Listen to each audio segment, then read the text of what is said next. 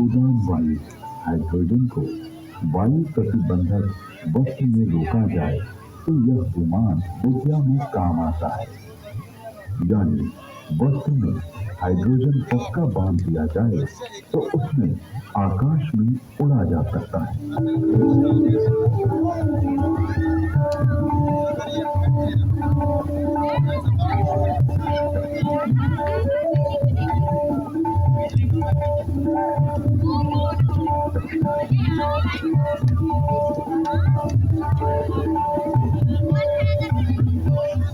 विमान वायु पर उसी तरह चलता है जैसे जल में नाव चलती है। तत्पश्चात उन काव्य पंक्तियों में गुब्बारों और आकाश छत्र के लिए रेशमी वस्त्र सुयोगी कहा गया है, क्योंकि वह बड़ा लचीला होता है। वायु पूर्ण वस्त्र प्राचीन काल में ऐसा वस्त्र बनता था जिसमें वायु भरी जा सकती थी। इस वस्त्र को बनाने की निम्न विधि अगस्त्य संहिता में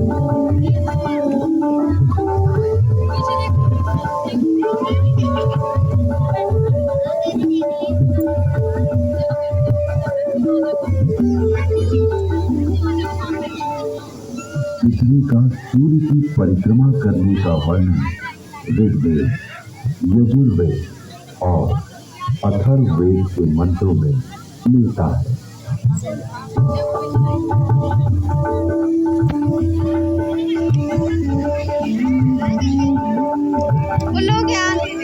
यह पृथ्वी घूमती है, अपनी माता अंतरिक्ष के सामने रहते हुए सूर्य रूपी पिता की परिक्रमा करती है।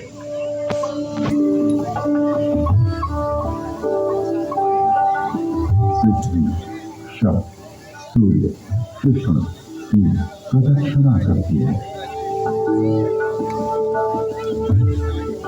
ऋग्वेद में जल की उत्पत्ति यानी H2O का उल्लेख है।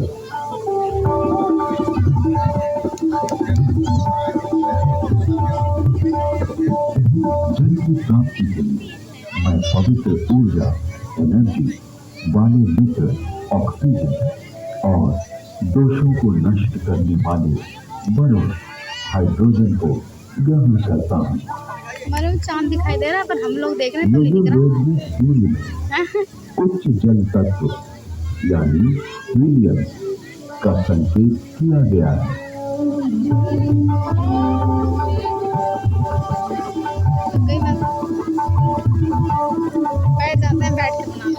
उच्च शक्ति से युक्त हाइड्रोजन जो कि हीलियम के रूप में है, सूर्य में है।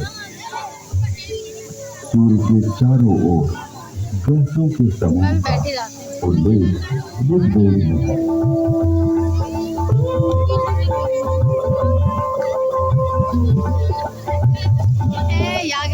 ऋग्वेद में भी सूर्य की गति और प्रकाशक होने का वर्णन है।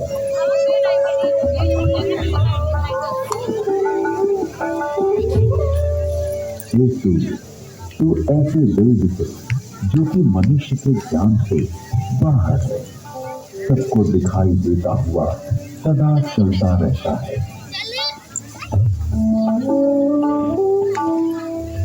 विश्व के प्रथम वैज्ञानिक अथर्वा ऋषि के अनेक आविष्कार का उल्लेख वेद में प्राप्त होता है। एक वृक्ष आदि से अग्नि ऊर्जा, अथर्वा ऋषि ने मंथन घर्षण फ्रिक्शन से ऊर्जा उत्पन्न की।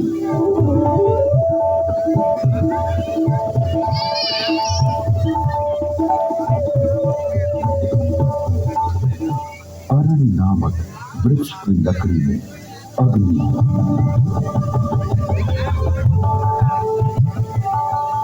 दो पत्थरों की रगड़ से भी अग्नि उत्पन्न होती है।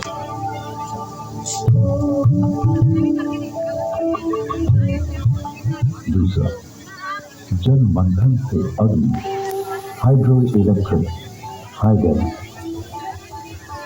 अथर्वा ऋषि ने तालाब के जल से मंथन फ्रिक्शन के द्वारा जलीय बुग्य हाइड्रेट का आविष्कार किया।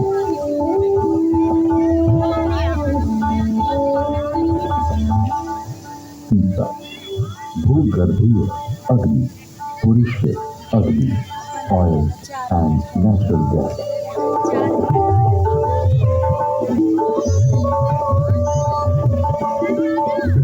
मुझे भी ऐसे ही बैठना पड़ेगा, मेरे पैर दुखते हैं ऐसे।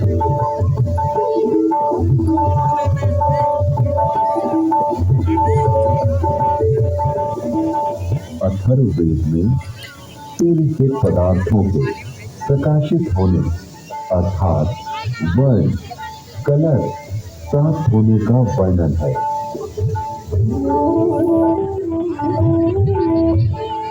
ऋग्वेद में सौर ऊर्जा का स्पष्ट उल्लेख प्राप्त होता है। इसके आविष्कारक वशिष्ठ एवं भारद्वाज बतलाए गए हैं।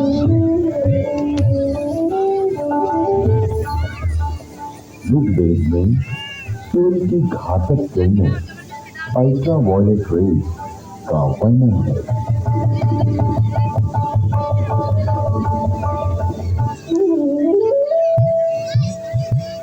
ऋग्वेद और अथर्ववेद में ओजोन परत यानी ओजोन लेयर का वर्णन है।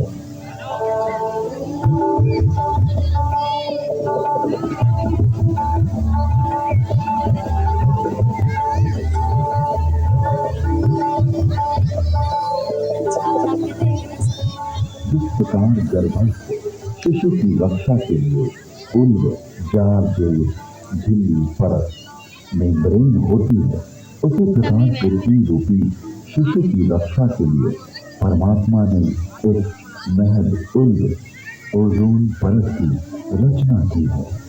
ये स्थूल रूप वाला है। इसका स्वरूप स्वर्ण के समान दिव्य आभा है।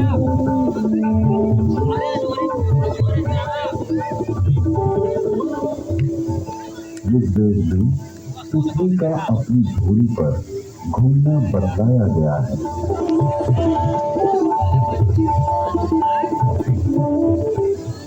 पृथ्वी की 7 परतों यानी स्ट्रेटा का उल्लेख ऋग्वेद में है।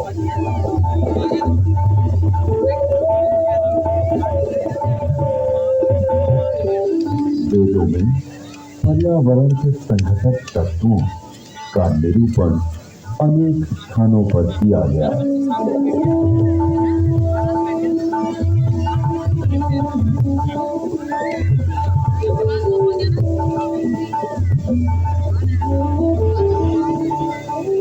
जल, वायु और औषधियां वनस्पति ये तीनों भूमि को घेरे हुए और मानव मात्र को प्रसन्नता देते हैं। अतः इन्हें छंद कहा गया है। इनके नाम और रूप अनेक हैं। अतः इन्हें पूर्व रूपों कहा गया है। लोक को ये तत्व जीवन रक्षा के लिए दिए गए हैं।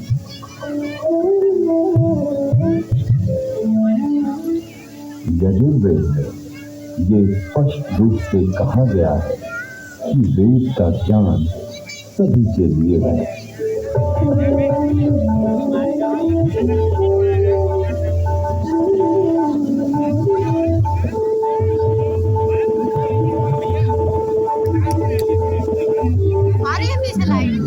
कल्याणकारिणी वेदों की वाणी ब्राह्मण,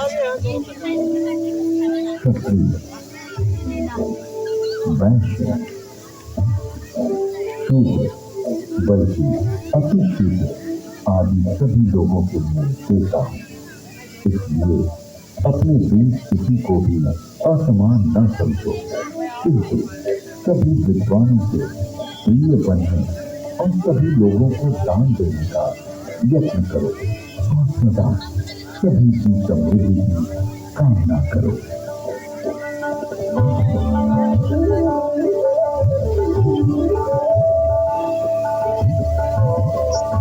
अब होगी पीछे छल्लेदार।